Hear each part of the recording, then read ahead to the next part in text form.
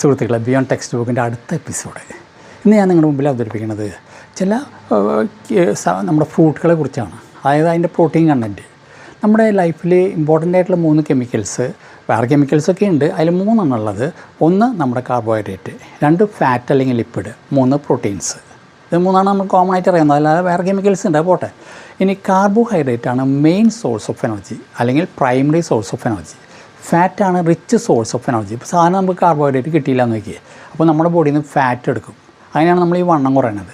ഇനി 3ാമത്തെ കെമിക്കലാണ് പ്രോട്ടീൻസ്.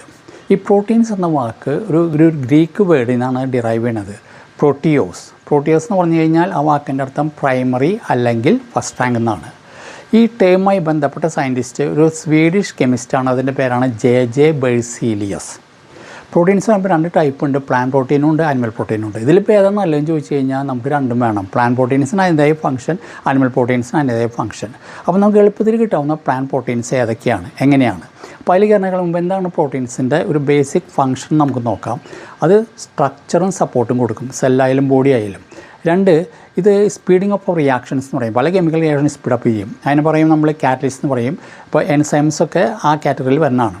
ഇനി defence, body defence, ബോഡിക്കുള്ള immunity, അതുപോലെ സിഗ്നലിംഗ് സിസ്റ്റം, ഹോർമോൺസ്, അതുപോലെ തന്നെ ട്രാൻസ്പോർട്ട്, സ്റ്റോറേജ്, അങ്ങനെ കുറേ ഫങ്ഷൻസ് പ്രോട്ടീൻസ് ഉണ്ട്. നിങ്ങൾക്ക് എല്ലാവർക്കും അറിയാം, ഹീമോഗ്ലോബിൻ, ഇൻസുലിൻ, ഇതൊക്കെ നമുക്കറിയാവുന്നതാണ്. ഇനി ചില കോമൺ ഫ്രൂട്ട്സുകളാണ് നമുക്ക് എളുപ്പത്തിൽ പ്രോട്ടീൻ കിട്ടാവുന്നത്. ഇത് നമ്മുടെ പേരയ്ക്ക.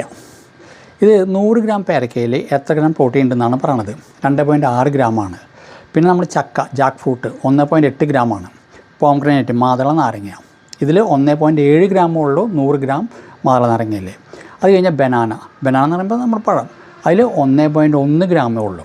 അത് കഴിഞ്ഞാൽ ഓറഞ്ച്, അതിൽ ഏകദേശം 0.9 ഉള്ളൂ. ഗ്രേപ്സ് 0.7 ഉള്ളൂ.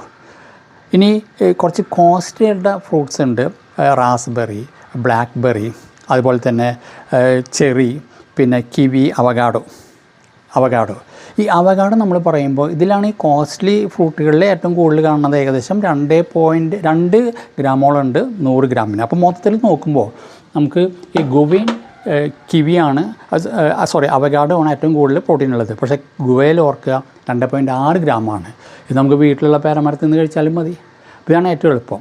എന്തായാലും നിങ്ങൾക്ക് ഈ പ്രോട്ടീൻസിനെ കുറിച്ചുള്ള, പ്ലാൻ പ്രോട്ടീൻസിനെ കുറിച്ചുള്ള ഈ ഇവൻ്റ് ഇഷ്ടപ്പെട്ടാൽ നമ്മുടെ channel beyond textbook like ചെയ്യുക, ഷെയർ ചെയ്യുക, സബ്സ്ക്രൈബ് ചെയ്യുക, കമൻറ്റ് ചെയ്യുക. നിർത്തട്ടെ, മറ്റൊരു എപ്പിസോഡ് വീണ്ടും കാണാം. So take care, bye, thank U.